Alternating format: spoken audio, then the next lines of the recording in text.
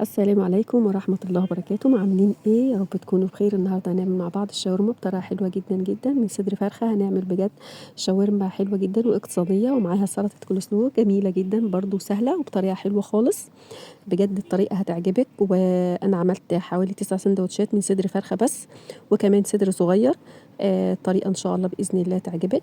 انا معايا هنا صدر فرخه مقطعاه مكعبات صغيره جدا، ومعايا فلفل رومي حوالي اقل من نص كيلو، تمام، وبصلتين كبار، وبهارات شاورما وفلفل اسود وبابريكا مدخنه وملح، وسلطه الكول سلو جزرتين وعلبه زبادي وثلاث معالق مايونيز والكرنبايه صغيره. انا ببدا اعمل السلطه الاول لان هي لازم السلطه تقعد معايا حوالي ساعتين بعد ما بعملها.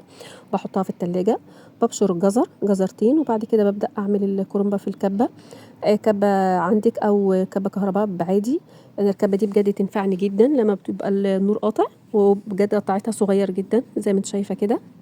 تمام، بخلط الجزر مع الكرنب، وبعد كده بعمل الخلطه بتاعه السلطه.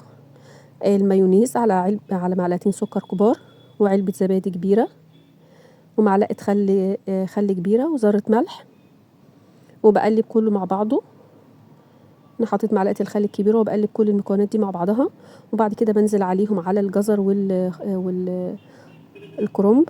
وبعد كده بعد ما بقلبهم كويس بدخلهم التلاجة، بيقعدوا حوالي ساعتين على ما بخلص سندوتشات الشاورما.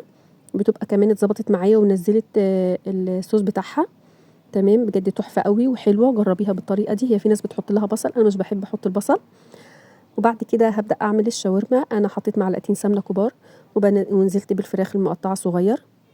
اول ما ابدا لونها يتغير بقلبهم شويه ياخدوا صدمه كده على البوتاجاز في السمنه. وبعد كده بنزل بالبهارات، بهارات الشاورما والفلفل الاسود والبابريكا المدخنه والملح، وبقلبهم. بجد الريحه بتبقى تحفه قوي لما الفراخ بتتقلب مع البهارات. طريقه حلوه جدا وهتعجبك واقتصاديه، يعني صدر فرخه هتعملوا منه غدا كتير جدا، يعني العدد افراد كتيره.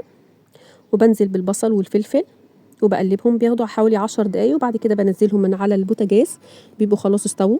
انا هنا ده العيش السوري انا عاملاه وببقى مخزناه في الفريزر، وهتلاقي الطريقه عندك في القناه في فيديو وحده. والكاتشب برضو والمايونيز هتلاقيهم عندك، يعني انا ما اشتريتش حاجه من بره. المايونيز والكاتشب والعيش السوري عاملاه في البيت، هتلاقيهم عندك في القناه.